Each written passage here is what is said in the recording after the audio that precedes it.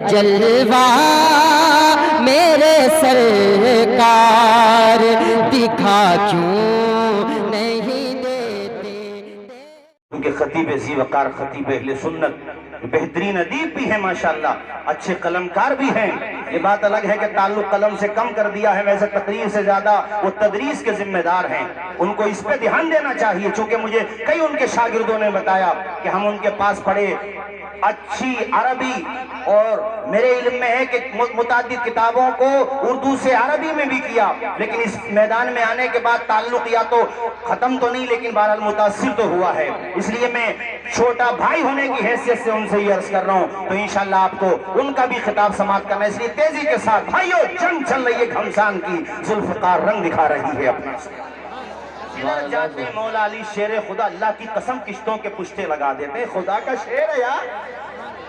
اگر امیر حمزہ شیر عرب ایسے گرجتے ہیں کہ سامنے کوئی آتا ہی نہیں.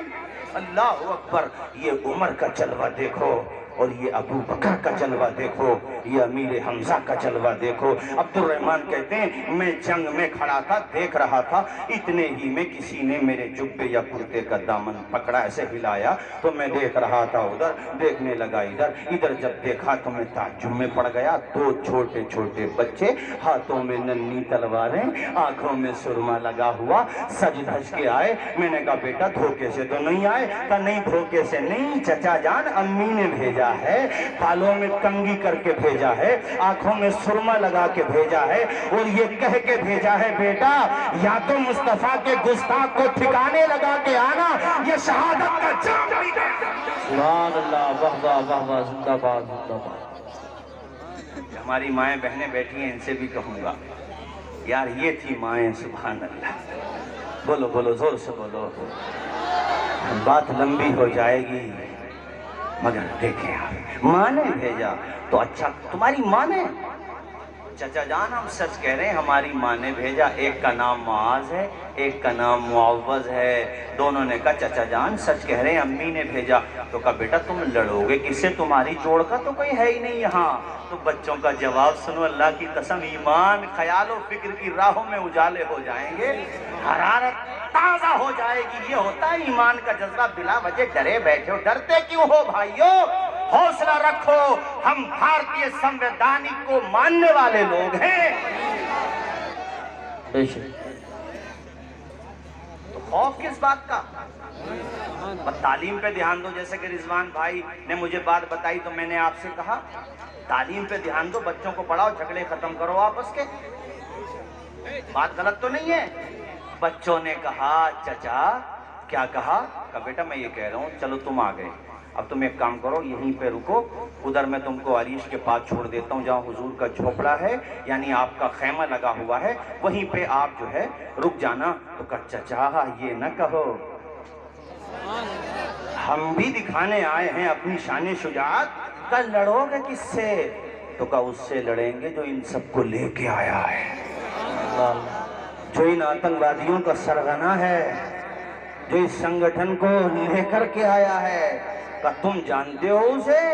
تو بچوں نے جو جواب دیا وہ شاہنامہ اسلام میں اس طرح سے آیا ہے. دونوں بچوں نے کہا قسم کھائی ہے مر جائیں گے یا ماریں گے ناری کو، قسم کھائی ہے مر جائیں گے یا ماریں گے ناری کو. سنا ہے گالیاں دیتا ہے وہ محبوب باری کو. چچا تم تو بس ہمیں نقشہ بتا دو، اس کا ایڈریس بتا دو، پتہ بتا دو، جانے تک کا راستہ بتا دو.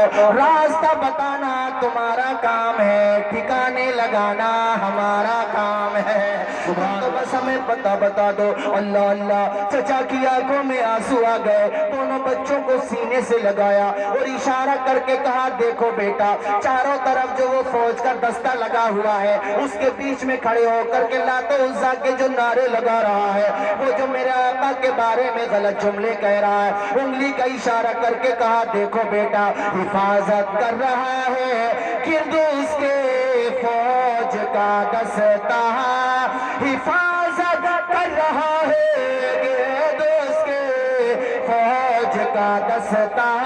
تو بچوں نے کہا چچا یہ دستہ کب تلک روکے گا ملک الموت کا نعرہ تکبیر، نعرہ رسالت، نعرہ غوثیت، مسلک اعلیٰ حضرت، فیضان اعلیٰ حضرت، علماء اہل سنت، مولانا توصیف رضا صاحب قبلہ، سبحان اللہ سبحان اللہ۔ چچا کہتے میں ایسے اشارہ کر کے دیکھ رہا تھا، ادھر سے ادھر دیکھا تو بچے ادھر سے ادھر،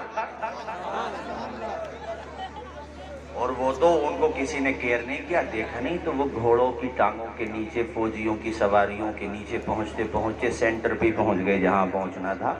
ابو جہل کی سواری کی ٹانگیں چھیل ڈالی، وہ نیچے گر گیا۔ دھڑام سے جب موت آتی ہے تو بولٹ تو بڑے بڑے اچھوں کے ڈھیلے ہو جاتے ہیں۔